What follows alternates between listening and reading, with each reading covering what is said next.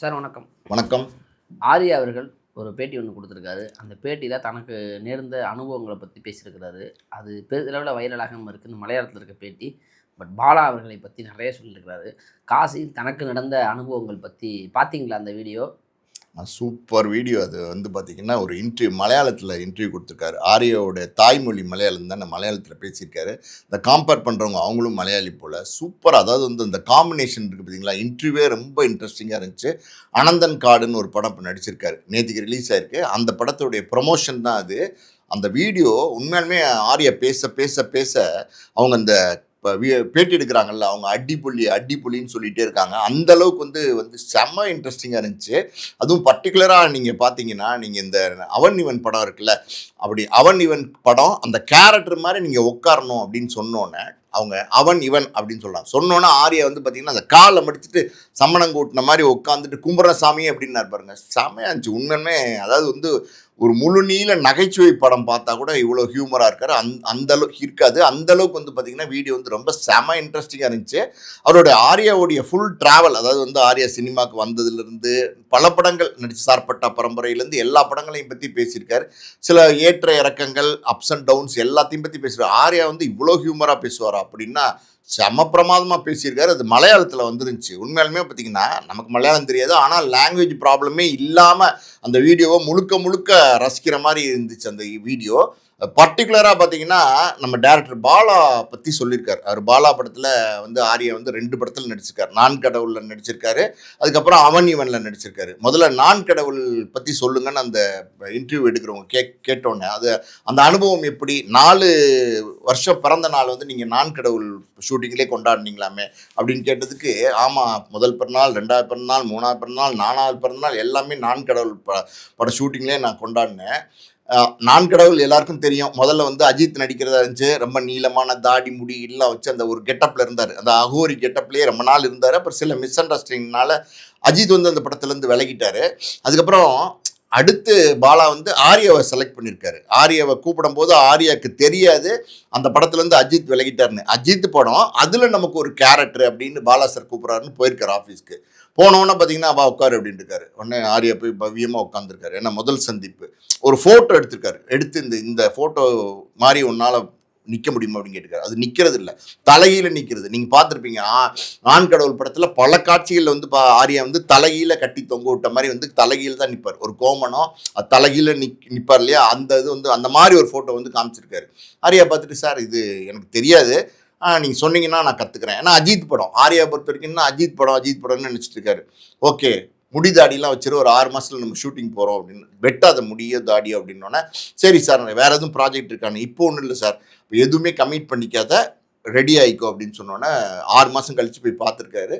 நீ தான் அந்த படத்தில் ஹீரோ அப்படின்ட்டுருக்காரு. சார் அப்படின்ட்டுருக்காரு. அஜித் அப்படின்னு, இல்லை நீ தான் ஹீரோ, கிளம்பலாம் காசிக்குன்னு சொல்லிட்டு காசியில் போய் லேண்ட் ஆயிருக்காங்க.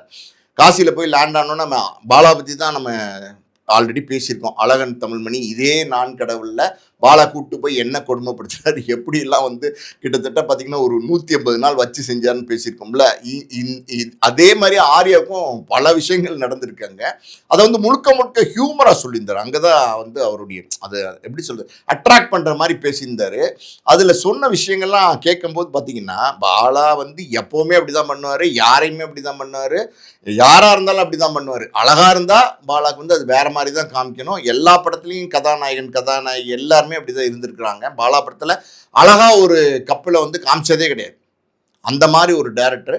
அவர் காசியில் போய் பார்த்தீங்கன்னா, நம்ம ஆர்யா முதல் நாள் ஷூட்டிங்க்கு போயிருக்காரு. அப்புறம் 2வது நாள் போயிருக்காரு. தாடியெல்லாம் வளர்த்துருக்காரு. ஒரு காஸ்டியூம் ஒன்று கொடுத்துருக்காங்க. அங்கே அகோரிங்கெல்லாம் இருப்பாங்கல்ல, அந்த பேட்டர்னில் ஒரு காஸ்டியூமர் ரெடி பண்ணி கொடுத்துருக்காரு. ஒரு 10-15 நாள் ஷூட்டிங் போயிருக்கு.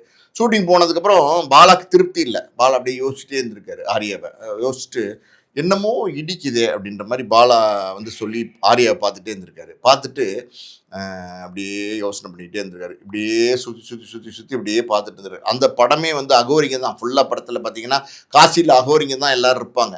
அங்கே அதெல்லாம் ஒரிஜினல் அகோரிங்க பாலா நடிக்க வச்சுருந்தார்ல, அந்த அகோரிங்கள் அப்படியே பார்த்துட்டே இருக்கும்போது பார்த்தீங்கன்னா, பொதுவாக அந்த அகோரிங்க என்னென்னா, அவங்க எப்போ சாப்பிடுவாங்க, என்ன சாப்பிடுவாங்க, மனித மாமிசம் சாப்பிடுவாங்க, அவங்க வேற மாதிரி இருப்பாங்க. அவங்க பிஹேவியரே வேற மாதிரி இருக்கும். அதாவது இயல்பாக நம்ம மனித குலத்துலேருந்து ரொம்ப விலகி இருப்பாங்க. அதுவும் காசியில் இருக்கிற அகோரியெல்லாம் நீங்கள் பார்த்தீங்கன்னா, அவங்க என்ன பண்ணுவாங்க ஏது பண்ணுவாங்கன்னே கண்டுபிடிக்க முடியாது. திடீர்னு பார்த்தீங்கன்னா நைட்டில் விறகெல்லாம் கொளுத்திட்டு பயங்கரமாக எல்லாரும் கூட்டமாக டான்ஸ் ஆடுறது, கத்துறது, ஆவேசமாக போகிறது, அந்த தண்ணியில் குதிச்சு அப்படியே நீந்தி வர்றது, அப்படி ஈரத்தோடு எந்திரிச்சு நிற்கிறது, அகோரி மாதிரி வேற மாதிரி இருக்கும் அகோரியோடைய அந்த அந்த ஸ்டைலு.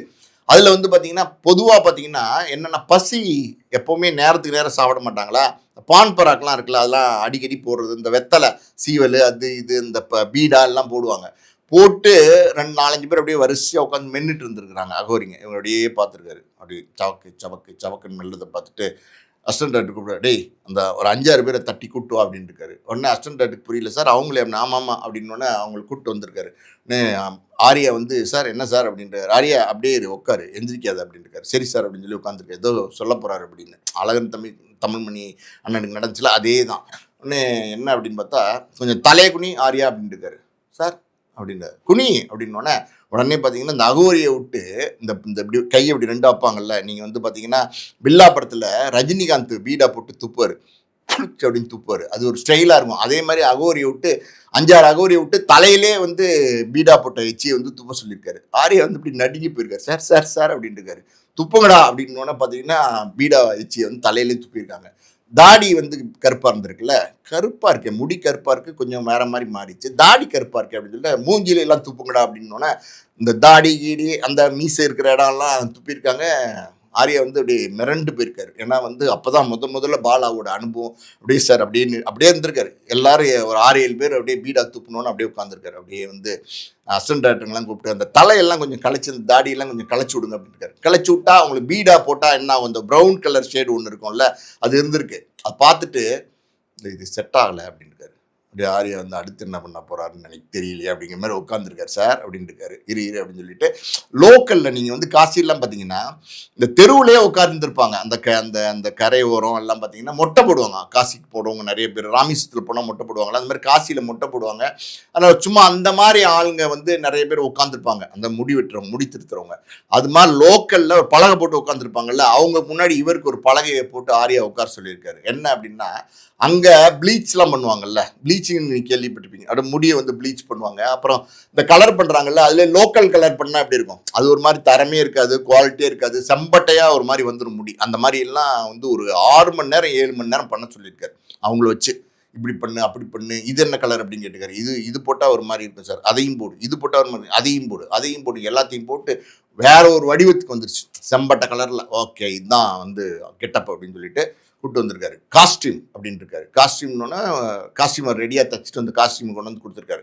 போட்டு வந்து நின்றுருக்காரு. இல்லையே காஸ்டியூம் அப்படின்னு சொல்லிட்டு அப்படியே பழையபடி அகோரி தேடின மாதிரி தேடிருக்காரு. அதில் வந்து பார்த்தீங்கன்னா ஒரு 7-8 மாதம் துவைக்காத ஒரு துணி போட்டிருப்பாங்கல்ல அகோரி, அப்படியே ஒரு மாதிரி கப்படிக்கிற மாதிரி அப்படியே இருப்பாங்க. அந்த துணியில் ஒரு அகோரியை கூப்பிட்டுருக்காரு. இருக்கிறதுலே அழுக்கான ஒரு அகோரி இருப்பார்ல, அவர் வர சொல்லு அப்படின்னா அவர் சொல்லியிருக்காங்க. துணியெல்லாம் கழட்டி அவருக்கு கொடுங்க அப்படின்னு. ஆரியோடைய ஜீன்ஸ் பேண்ட்டு அதெல்லாம் கொண்டு வந்திருக்காரு. அன்றைக்கி அப்போ தான் ஷூட்டிங் போகுது. உடனே பார்த்தீங்கன்னா அந்த ஜீன்ஸ் பேண்ட்லாம் கழட்டி அகோரி கொடு அப்படின்னு இருக்காரு. சார் அப்படின்னு இருக்காரு. கொடு அப்படின்னு ஒன்று கொடுத்துருக்காரு. உடனே அகோரியோட ட்ரெஸ்ஸை வாங்கி ஆரியா கொடுத்துருக்காரு. ஆரியா சொல்லும் போது சிரிக்கிறாரு. ஒரு 8-10 மாதமாக துவைக்காத துணிங்க பக்கத்துலேயே கொண்டு போக முடியாது மூக்கை. அதை வந்து போட சொன்னார். போட்டுட்டு அப்படியே கேமரா வச்சு அப்படியே பார்த்தாரு. இல்லை இது செட் ஆகலை அப்படின்னாரு. அதுக்கப்புறம் பார்த்தீங்கன்னா அந்த அகோரியிலே ஒரு அகோரி வந்து கருப்பு கலர் காஸ்டியூம், அதே மாதிரி தான் காஸ்டியூம் போட்டு ஒரு கட்டை அது மாதிரி ஒரு கம்பு மாதிரி வச்சுருந்துருக்காரு. அவரை பார்த்தோன்னா அவரோட காஸ்டியூம் நல்லா இருக்கும் அப்படின்னு சொல்லி அவரை கூட்டிகிட்டு வர சொல்லி இந்த ஆரியாட்ட சொல்லியிருக்காரு. அந்த அகோரி துணியை கழட்டி அகோரிக்கே கொடுத்துரு அப்படின்னு கொடுத்துட்டாரு. ஜீன்ஸும் கொடுத்துட்டாரு, டிஷர்ட்டும் கொடுத்துட்டாரு, இந்த துணியும் கொடுத்துட்டாரு. அப்புறம் பார்த்தீங்கன்னா அந்த கருப்பு கலர் அகோரியை கூப்பிட்டு அவருக்கு வந்து மறுபடியும் பார்த்தீங்கன்னா அவரோட ட்ரெஸ்ஸை வாங்கி போட்டு அதே மாதிரி ஒரு கட்டையெல்லாம் கையில் கொடுத்து அப்படி பார்த்துருக்காரு. இதுதான் லுக்கு அப்படின்ட்டுருக்காரு. அப்படி தான் வந்து பார்த்தீங்கன்னா காசியில் கிட்டத்தட்ட 180 நாள் பாலா வந்து ஆரியை வச்சு பண்ணியிருக்காரு. ஒரு பிறந்தநாள், 2 பிறந்தநாள், 3 பிறந்தநாள், 4 பிறந்தநாள் அங்கே நடந்திருக்குங்க. கட் பண்ணி வந்து போவாங்க. போய் 4 பிறந்தநாள் நடிச்சிருக்காரு. இந்த அனுபவத்தை வந்து ஷேர் பண்ணியிருக்காரு. இந்த அனுபவத்தை வந்து எப்படின்னா ஹியூமராக ஷேர் பண்ணியிருக்காரு. பயங்கர ஹியூமராக ஷேர் பண்ணியிருக்காரு. பயங்கர ஹியூமராக பேசியிருக்காரு.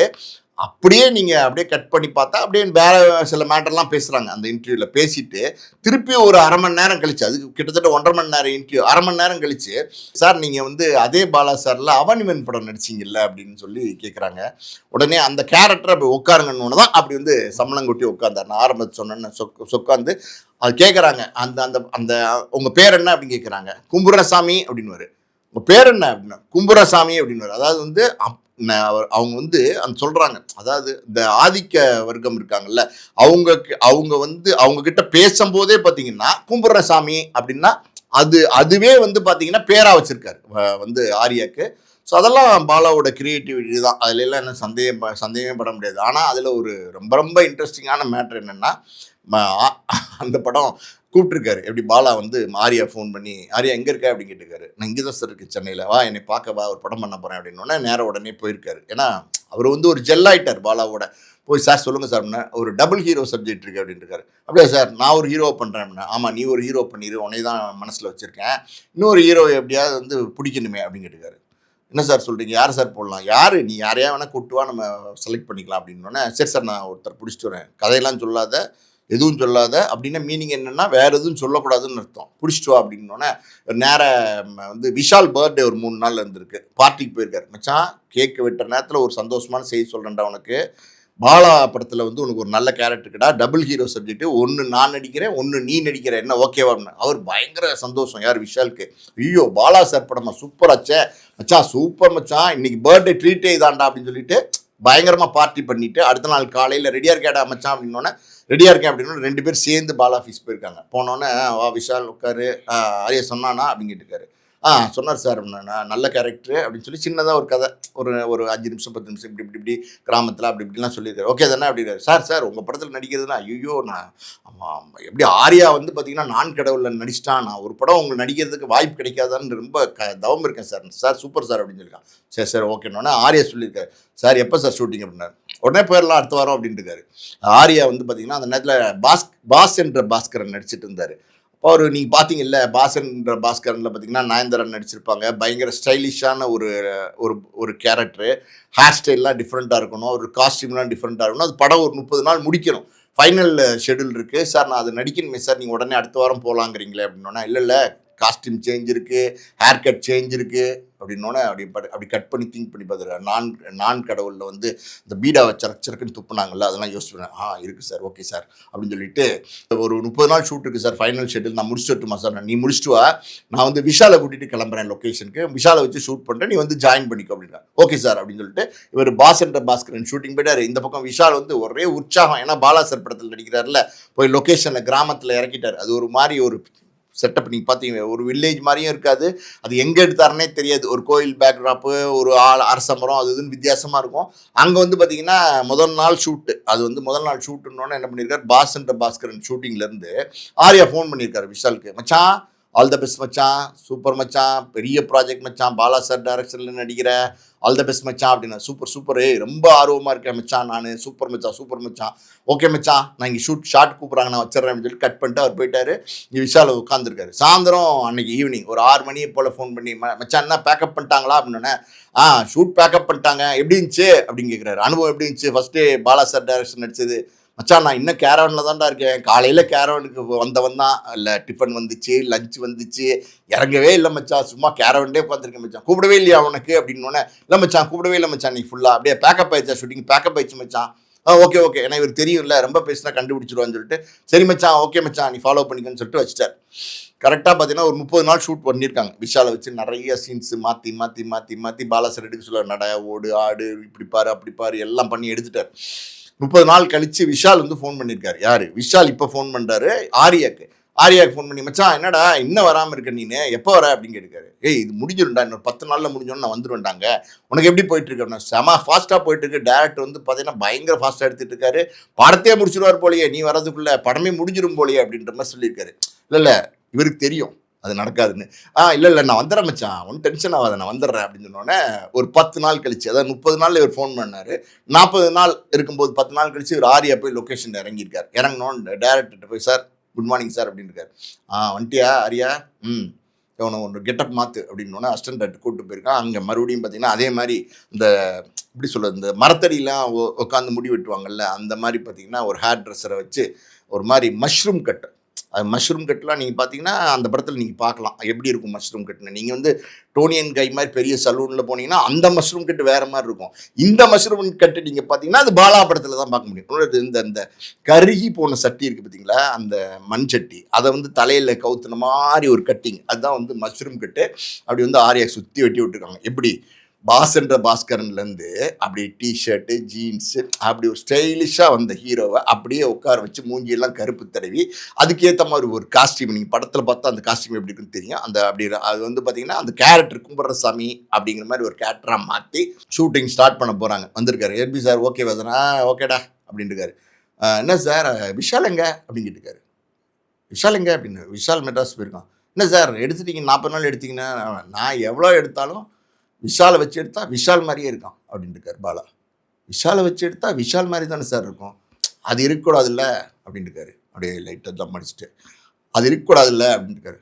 சார் அப்படின்ட்டு இருக்கான். இப்படின்னு சொல்லியிருக்காரு யாரு, ஆரியா. அதனால தான் வந்து சென்னைக்கு அனுப்பிச்சிருக்கேன். கண்ணெல்லாம் ஒரு மாதிரி மாற்றி, பல்லெல்லாம் ஒரு மாதிரி கரையடிச்சு, ஆளை லுக்கை மாற்றி கொண்டு வர சொல்லி அனுப்பிச்சி விட்ருக்கேன் சென்னைக்கு. சார் அப்போ இது வரைக்கும் 40 நாள் எடுத்தது அப்படிங்கிட்டு இருக்காரு. ஆரியா அப்படின்னு இருக்காரு. அதுலேருந்தே புரிஞ்சுக்கணும் அவ்வளோதான், அதெல்லாம் கிடையாதுன்னு. சார் இதில் விஷாலுக்கு தெரியுமா அப்படின்னு கேட்டுக்காரு. வந்து தெரிஞ்சுக்குவான் விடு, நீ வா ஷூட்டிங் அப்படின்னு சொல்லிட்டு ஷூட் பண்ண ஆரம்பிச்சிருக்காங்க. ஒரு ஒரு ஒரு நா ஒரு ஒரு வாரம் ஷூட்டிங் போயிட்டுருக்கு. இன்னும் விஷால் வரல. அந்த நேரத்தில் பார்த்தீங்கன்னா அம்பிகா இருக்காங்கல்ல, அவங்க வந்து இந்த படத்தில் முக்கியமான ரோல். அந்த அந்த படத்தை தான் பார்க்கணும். அவங்க என்ன ரோலுன்னு நம்ம சொன்னால் கூட யாருக்கும் புரியாது. படத்தை பார்த்த ஆடியன்ஸ் நல்லா தெரியும். பார்க்காதவங்க படத்தை பார்த்தா எப்படி இருந்திருப்பாங்கன்னு தெரியும். ஒரு மாதிரி பார்த்தீங்கன்னா வேறு மாதிரி ஒரு கெட்டப்பில் அம்பிகா காட்டியிருப்பாங்க, ரக்கடாக காட்டியிருப்பாங்க. ஸோ அவங்க வந்து பார்த்தீங்கன்னா படிக்காதவன் அம்பிகாலாம் நீங்கள் மனசில் வச்சிடாதீங்க. ரஜினியோடு நடிச்சார்ல அந்த அம்பிகாலாம் நினச்சிடாதீங்க. இந்த அம்பிகா வேறு அம்பிகா. அப்படியே வந்து ஆளுகள் லுக்கெல்லாம் மாற்றி ஒரு சீனு ஆரியா அம்பிகா 2 பேருக்கும் நடக்குது. பயங்கரமாக பெர்ஃபார்ம் பண்ணியிருக்காங்க. அதாவது எப்படின்னா ஒரு வாரமாக வந்து பார்த்தீங்கன்னா ட்ரைனிங் எடுத்திருக்காங்க அந்த சீன்காண்டி. பாலா சொல்லி செமையாக பெர்ஃபார்ம் பண்ணியிருக்காங்க. இவர் ஆரியாக்கு தான் தெரியும்ல, எது எடுத்தாலும் படத்தில் வரப்போகிறது இல்லை இப்போதைக்கு அப்படின்னு சொல்லிட்டு அவர் கேஷுவலாக நடிச்சிருக்காரு. 1 டேக்கு 2 டேக்கு 3 டேக்கு 4 டேக்குன்னு போயிருக்கு. அப்போ அம்பிகா சொல்லியிருக்காங்க, டே என்னடா நீனு டேரக்டர் சொல்லிக்கிட்டே இருக்காரு, நீ என்னென்னமோ ஒரு இன்ட்ரெஸ்ட் இல்லாத மாதிரி நடிச்சுக்கிட்டு இருக்க, நல்லா நடிடா அப்படின்ட்டு இருக்காரு. சேச்சி நீங்கள் ஏன் இவ்வளோ கஷ்டப்பட்டு எஃபர்ட் எடுத்து நடிக்கிறீங்க, இதெல்லாம் எதுவுமே வந்து படத்தில் வராது. என்னது படத்தில் வராதாம்மா, சும்மா அவர் ஜாலிக்கு எடுக்கிறாரு, நீ வர இதெல்லாம் எனக்கு தெரியும், அதெல்லாம் வராது படத்தில். டேய் நான் ஒரு வாரமாக ப்ராக்டிஸ் எடுத்து உயிரை விட்டு நடிச்சிட்டு இருக்கேன்டா, மண்ணில் பிறண்டுக்கிறேன்ட்டு எந்திரிச்சு உட்காந்து நடிச்சிட்டு இருக்கேன், படத்தில் வராதுங்கிற, நீங்கள் வேணா பாருங்கள் படத்தில் வராது அப்படின்ட்டு. ஐயோ அப்படின்னு சொல்லிட்டு அவங்க போயிட்டாங்க போல. 10 நாள் கழிச்சு பற்றி விஷால்லாம் வந்து இப்போ ஜாயிண்ட் அடிச்சிட்டாரு. விஷால் நடிச்சிட்டு இருக்காரு, எல்லாரும் நடிச்சிட்டு இருக்காங்க, ஷூட்டிங் போயிட்டு இருக்கு. 10 நாள் கழிச்சு அம்பிகா அம்பிகா கூப்பிட்டு வந்திருக்காங்க. அதே ஆரியா அதே அந்த இடத்துல நின்னோடனே அப்போ வந்து அம்பிகா வந்து என்ன சீனு அப்படின்னு அசிஸ்டன்ட் கேட்டாங்க. 10 நாளைக்கு முன்னாடி நடிச்சிங்கல்ல, ஆமாம் அந்த சீன் இப்போ நடிக்கிறீங்க, அது அப்போ எடுத்தது, அது மறுபடியும் எடுக்கிறோம் அப்படின்னோடனே அவங்களுக்கு புரிஞ்சிருச்சு. உடனே ஆரியா பார்த்து ஸ்மைல் பண்ணிக்க, சேச்சி நான் அன்னைக்கே சொன்னேன்ல எஃபர்ட் எடுத்து நடிக்காதீங்கன்னு அப்படின்னா, டேய் இப்போ நான் எஃபர்ட் எடுத்து நடிக்கிறதா என்ன, இதையாவது படத்தில் வருமா அப்படின்னு கேட்டுக்காங்க.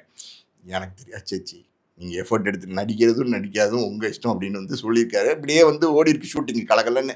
அதில் என்ன சொல்லியிருக்காருன்னா, பாலா சாரோட ஹியூமர் சென்ஸு அது வந்து நான் கூடவே இருந்ததுனால. இங்கே பாருங்கள், முதல்ல 4 பர்த்டே அங்கே போச்சா, நான் கடவுள்ல இங்கே ஒரு 3 பர்த்டே போயிருக்கு, 7 பர்த்டே பாலாவோடே இருந்திருக்காரு யார் ஆரியா. அதனால் நான் வந்து நல்லா பாலா சாரோட ஹியூமர் சென்ஸ்லாம் அவர் செட்டில் நடந்துக்கிறது, ஸ்பாட்டில் பிஹேவ் பண்ணுறது எல்லாமே ரொம்ப ஜாலியாக காமெடியாக இருக்கும் அப்படின்னு சொல்லிட்டு அவர் சொல்கிறார். இங்கே ஹைலைட்டாக என்ன தெரியுமா அப்படின்னு கேட்டார் அந்த பேட்டி எடுக்கிறவங்ககிட்ட. என்ன சொல்லுங்க ஆரியா அப்படின்னு அவங்க மலையாளத்தில் கேட்குறாங்க.